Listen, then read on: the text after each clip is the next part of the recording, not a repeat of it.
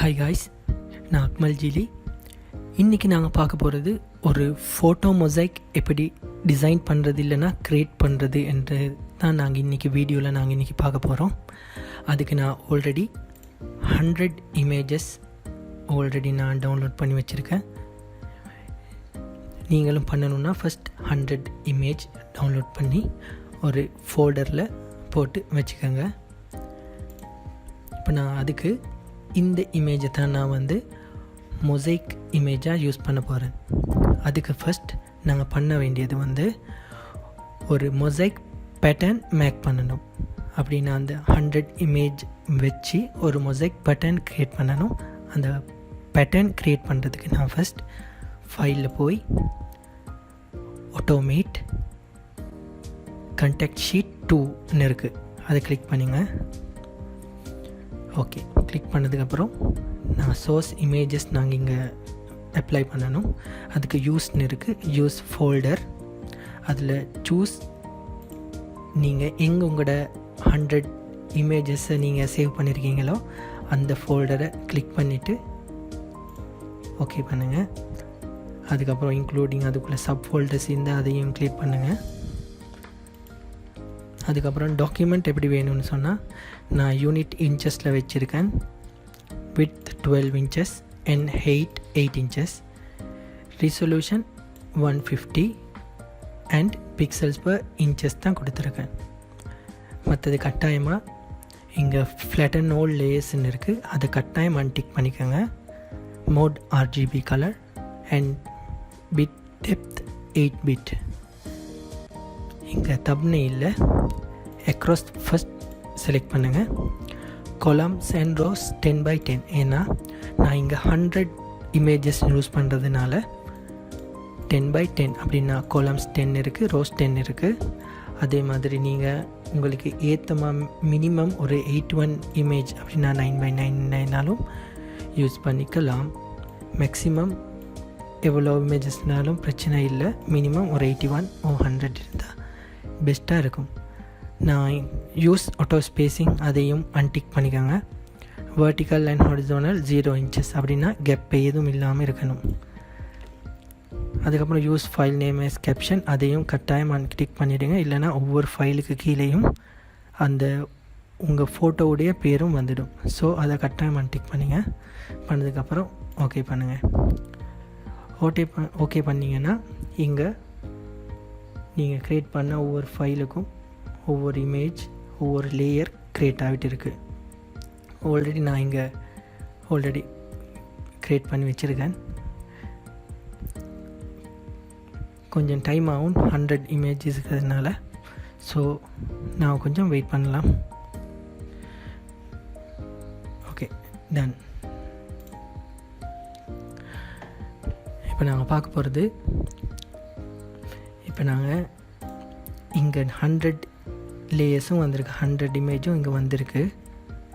நாங்கள் உங்கள் நினைவிற்கா நாங்கள் ஆட்டோமேட் பண்ணுறப்போ ஃப்ளட்டன் இமேஜை நாங்கள் அன்டிக் பண்ணோம். நாங்கள் ஃப்ளட்டன் இமேஜ் அன்டிக் பண்ணதால தான் ஒவ்வொரு இமேஜும் ஒவ்வொரு லேயராக வந்திருக்கு. நீங்கள் ஃப்ளட்டன் இமேஜை கிளிக் பண்ணியிருந்தீங்கன்னா இந்த 100 இமேஜும் ஒரு லேயராக தான் வந்திருக்கும். ஸோ எங்களுக்கு இங்கே இருக்கிற இந்த கேப்பில் இருக்கிற அட்ஜஸ்ட்மெண்ட் ஒன்றும் பண்ணிடலாமல் போயிடும். ஸோ அதனால தான் நான் ஃப்ளட்டன் இமேஜை அன்டிக் பண்ண சொன்னேன்.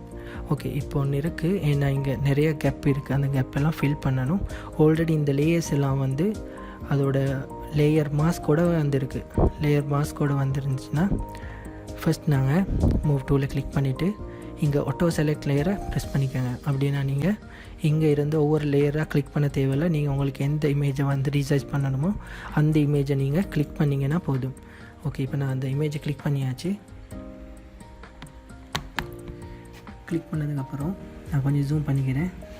இங்கேருந்து நான் ஸ்டார்ட் பண்ணுறேன்.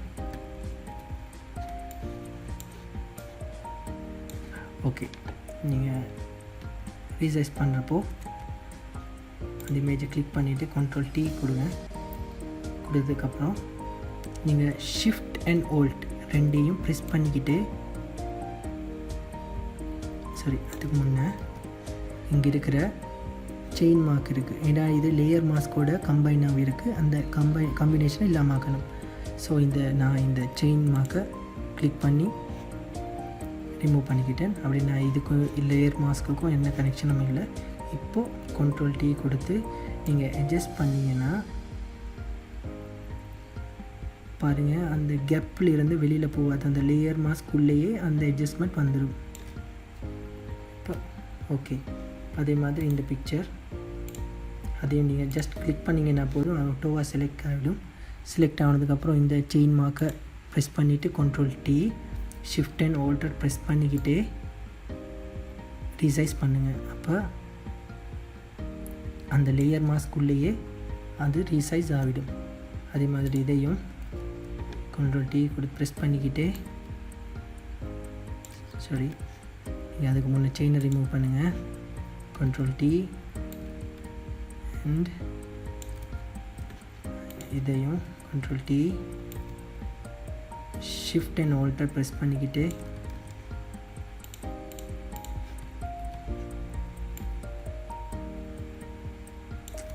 ஓகே. அப்படியே நீங்கள் எல்லா இமேஜையும் இந்த லாக்கை இந்த செயினை ரிமூவ் பண்ணிவிட்டு அன்லிங்க் லேயர் மாஸ்க்கை அன்லிங்க் பண்ணிவிட்டு ஒவ்வொரு இமேஜையும் நீங்கள் ரீசைஸ் பண்ணிக்கோங்க. அப்படி நீங்கள் ரீசைஸ் பண்ணிங்கன்னா இது மாதிரி இமேஜ் உங்களுக்கு வந்துடும்.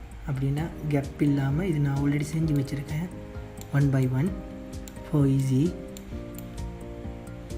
பாருங்கள், நான் ஆல்ரெடி ஒரு ஒயிட் கேப்பும் இல்லாமல் செஞ்சு வச்சுருக்கேன். சம்டைம் உங்களுக்கு இங்கே ஒரு ஒயிட் பேக்ரவுண்ட் ஒயிட் ஒரு கேப் இங்கே வரும். அந்த கேப் இல்லாமல் இருக்கிறதுக்கு வந்து நீங்கள் க்ராப் டூல் இருக்குது, க்ராப் டூல் யூஸ் பண்ணிக்கிட்டு லேயரை உங்களுக்கு தேவையான அந்த இடத்துல வச்சுட்டு அப்படியே என்டர் ப்ரெஸ் பண்ணிடுங்க. அப்போ அந்த கேப் போயிடும். அதுக்கப்புறம் நீங்கள் இந்த இமேஜ் வந்து ரீசைஸ் பண்ணினா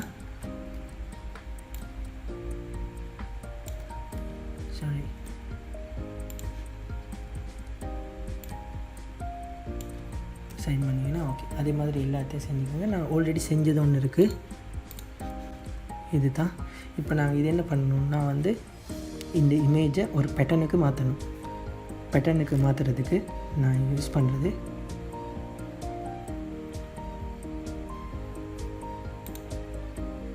எடிட்டில் டிஃபைன் பேட்டர்ன் பண்ணதுக்கப்புறம் அவர் நேம் கேட்கும். நான் Mosaic ஃபோட்டோன்னு சொல்லி நான் சேவ் பண்ணிட்டேன். அதுக்கப்புறம் தான் நீங்கள் இப்போ வர வேண்டியது வந்து நீங்கள் Mosaic ஃபோட்டோ க்ரியேட் பண்ண வேண்டிய இமேஜை நீங்கள் சூஸ் பண்ணுங்கள்.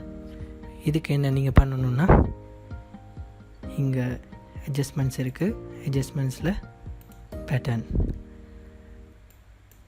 ஸ்கேலை குறைச்சிக்கோங்க. 45 கொடுத்து ஓகே பண்ணிக்கோங்க. ஓகே. அதுக்கப்புறம் mode blending mode overlay okay, half done. இப்போ இதில் சின்ன அட்ஜஸ்ட்மெண்ட்ஸ் இருக்குது பண்ணுறதுக்கு.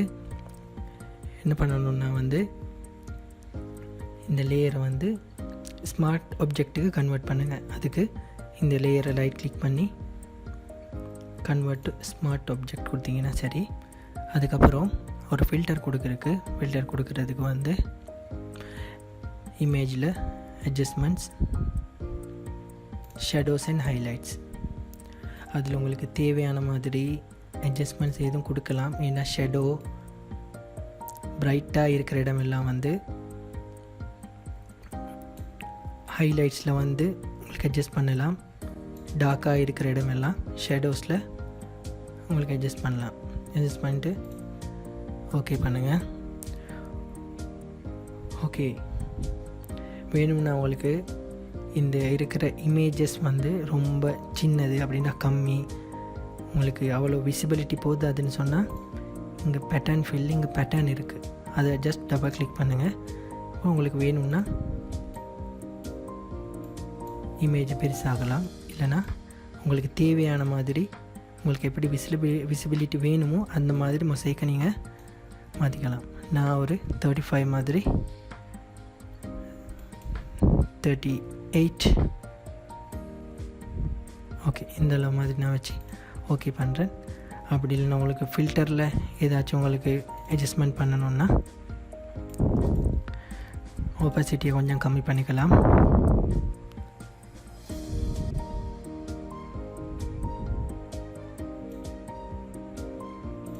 Okay, perfect. Photo mosaic ready.